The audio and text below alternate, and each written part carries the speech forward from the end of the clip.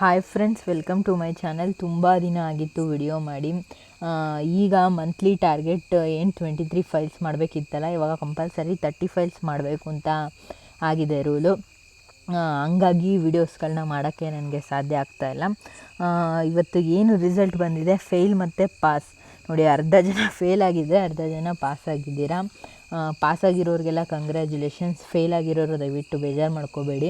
ಜೀವನ ಅಂದಮೇಲೆ fail pass, ಕಷ್ಟ ಸುಖ ಅದೆಲ್ಲ ಇದ್ದೇ ಇರುತ್ತೆ.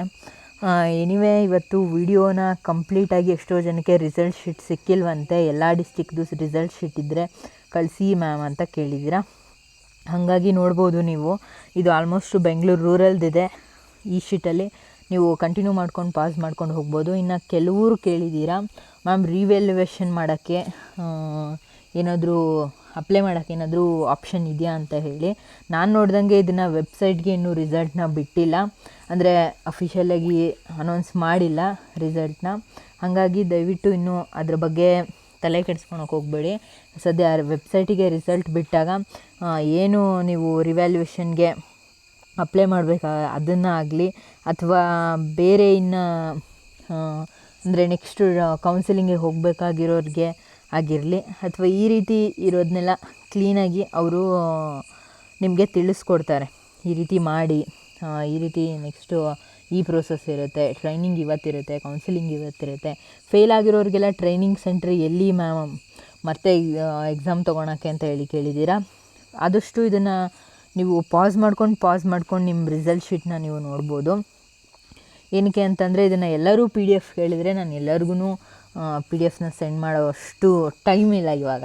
ಹಾಗಾಗಿ ನಾನು ಇದನ್ನು ಈ ರೀತಿ ಒಂದು ಟರ್ನ್ ಮಾಡಿ ರಿಸಲ್ಟ್ಸ್ನ ಬಿಟ್ಟಿದ್ದೀನಿ. ಇದರಲ್ಲಿ ಯಾವ್ಯಾವ ತಾಲೂಕ್ದಿದೆ, ಯಾವ್ಯಾವ ಜಿಲ್ಲೆದಿದೆ ಅಂತಲೇ ನಾನು ಇನ್ನೂ ಕ್ಲೀನಾಗಿ ನೋಡಿಲ್ಲ. ಅಷ್ಟು ಟೈಮೂ ಇಲ್ಲ ಇವಾಗ ಸದ್ಯ. ದಯವಿಟ್ಟು ಇದನ್ನು ಪಾಸ್ ಮಾಡ್ಕೊಂಡು ರಿಸಲ್ಟ್ನ ನೋಡ್ಕೊಳ್ಳಿ ಅಂತ ಹೇಳೋಕ್ಕೆ ನಾನು ಇಷ್ಟಪಡ್ತೀನಿ.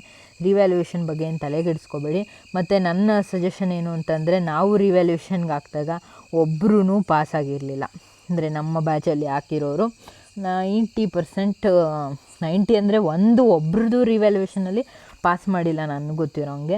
ದಯವಿಟ್ಟು ರಿವ್ಯಾಲ್ಯೂಯೇಷನ್ಗೆ ಆಪ್ಷನ್ ಕೊಡ್ತಾರೋ ಇಲ್ವೋ ಅನ್ನೋದ್ರ ಬಗ್ಗೆಯೂ ನನಗೆ ಕ್ಲಾರಿಟಿ ಇಲ್ಲ. ಬಟ್ ಕೊಡಲೇಬೇಕು. ಯಾವ ಎಕ್ಸಾಮ್ ಅಂದರೂ ರಿವ್ಯಾಲ್ಯೂಯೇಷನ್ಗೆ ಒಂದು ಆಪ್ಷನ್ ಇರುತ್ತೆ, ಇದರಲ್ಲೂ ಕೊಡಬಹುದು. ಏನಾದರೂ ಫೀಸ್ ಕಟ್ಟಬೇಕಾ ಅದು ನನಗೆ ಕ್ಲೀನಾಗಿ ಗೊತ್ತಿಲ್ಲ. ಇದನ್ನು ಯಾವಾಗ ರಿಸಲ್ಟ್ನ ಅನೌನ್ಸ್ ಮಾಡ್ತಾರೆ, ಅಥವಾ ಕೆಲವೊಮ್ಮೆ ನಾನು ನಿಮಗೆ ಕೆಲವೊಂದು ವೆಬ್ಸೈಟ್ಸಲ್ಲಿ ತೋರಿಸಿದ್ದೆ. ಈಗ ಇಲ್ಲಿ ನೋಡಿ, ಈ ಥರ ರಿಸಲ್ಟ್ ಬಿಟ್ಟಿರೋ ಶೀಟ್ಸ್ ಎಲ್ಲ ಇಲ್ಲಿದೆ, ಮತ್ತು